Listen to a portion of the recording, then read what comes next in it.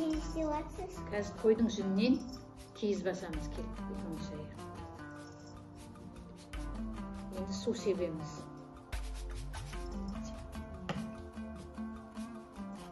Сабынды су себеміз ыссы. Сосын барып, үніміз тығыз болу керек, сол үшін су себеміз, ыссы су. Сабынды сумен себеміз. Оны тегістейміз. Енді ішіне қазір ою саламыз. Оюдың аты не? Ұрысқанбыз.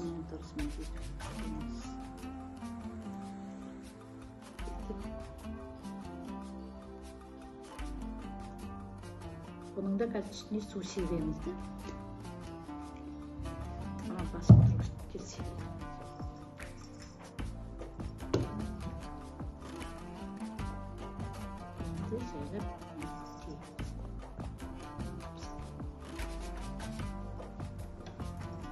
Сосын басамыз білекпен.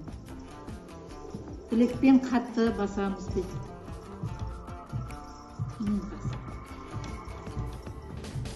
Киізіміз жақсы шығу үшін қатты басамыз. Енді жайлап киізімізді шығарайық.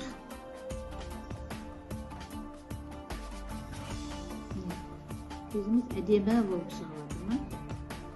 Жақсы болып шығады.